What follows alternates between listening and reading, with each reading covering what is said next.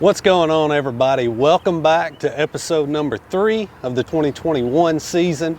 Mossy Oak Fishing Recap right here from Pickwick Lake. Bassmaster Elite Series here this week. Let's talk about leading up to this tournament, what happened. So we get here last Monday to start practice. This lake's 6 feet low. Okay, so I've never even seen it this low. I live about an hour and 40 minutes from McFarland Park. Don't fish here a ton. I'd say I fish over here a half a dozen times a year, something like that. We get out here, man, there's stumps showing and bars showing that I've never even seen before, which was really cool. I had a decent practice. Well, then the last day of practice, we get a huge rainstorm comes through. Tornadic activity. We actually had to take shelter. We were staying in the campground right here at McFarland Park. We actually had to take shelter. It got so rough, and it dumped several inches of rain, and this thing shot up like to flood stage overnight. I mean, it was unbelievable. So obviously, if you guys followed the tournament, you know the first 2 days of the tournament got canceled. We got pushed back, so we had a Saturday, Sunday, Monday, Tuesday tournament. It was an interesting deal because what we had seen in practice, we're looking at water levels that are 6 or 7 feet higher during the tournament. So it was like the whole slate was clean for the whole field. We didn't know what to expect, and we all had to go out and figure it out. It was a really cool tournament, coming out of here with a really good finish, and I'm excited about it. I really wanted to make that top 10 here because I felt like all week, and I know I was around the fish to have you know, a really, really good tournament. And 13th place, which is where I think I'm going to shake out here. That's where I was when I looked at the leaderboard. There's still a few guys weighing in, but 13th, 14th, right in there. That's a really good finish. Any way you shake it, I'm proud of that. But I really felt like if I could have figured out how to get a 6 or 7 pounder just one day, I might would have made it. And if I could have done that 2 days, I would have been in contention to have an opportunity to win this thing. But you know, it's all good. And I caught them ways that I love to fish on the Tennessee River this time of year. Caught them all shallow. Everything I caught was like 6 or 7 feet of water or less. And man, anytime I'm up there shallow in some dirty water this time of year, that's where I want to be. Let's talk about baits that I caught them on this week. Number one player for me was most definitely a chatterbait. This is the Evergreen Jackhammer chatterbait, 1/2 ounce. I think they call that color green shad.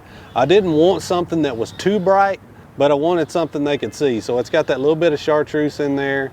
Lake Fork Live Magic Shad. That's quickly become one of my favorite chatterbait trailers for sure. Works really good.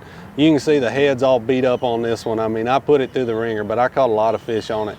I threw it on 17-pound Vicious Pro Elite fluorocarbon, 7-to-1 reel. That was the deal on that. I didn't weigh in many fish on this rig, but it was a big key for me because day number 2, I pulled up to I actually flipped in a bush in about 2.5 feet of water, and I caught a 4-pound smallmouth, flipping.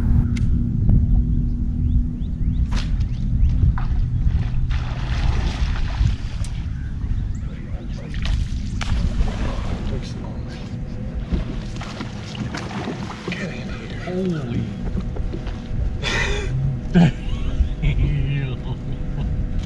awesome smallmouth, dude. Can you believe I had a freaking smallmouth in a Flipping bush? a smallmouth. Wow.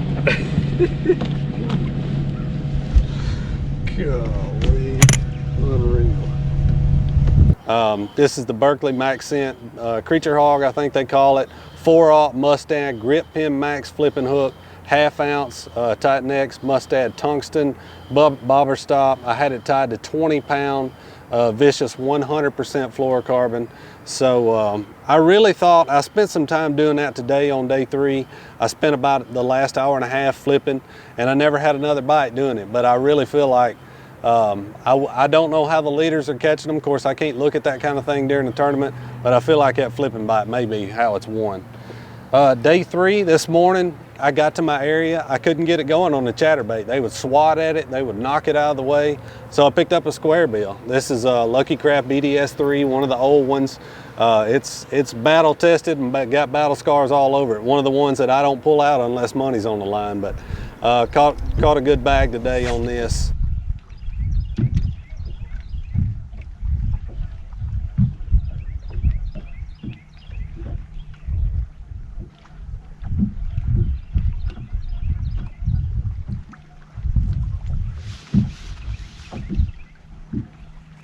do you think?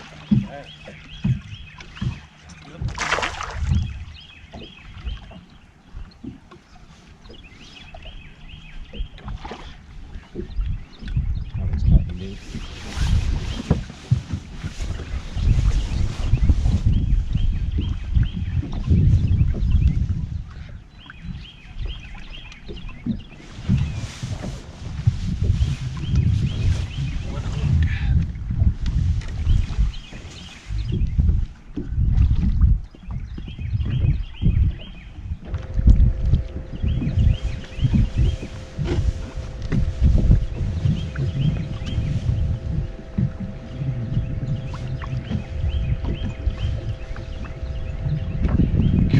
Yeah, bud. Yeah, bud. By the skin Yes. of his teeth.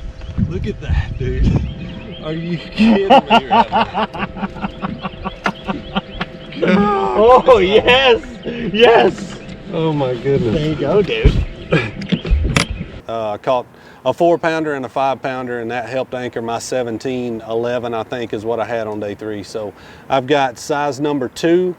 These are the 2X short round bend mustad hooks on there, just a chartreuse and black. Like I said, the BDS3, really good bait. Y'all check it out. If you can find some of the old ones, they're even better. But a good week here, a real good week. Glad to come out of here with a top 15 finish. I would have loved to have made that top 10, but feels good to get a little bit of redemption on the Tennessee River.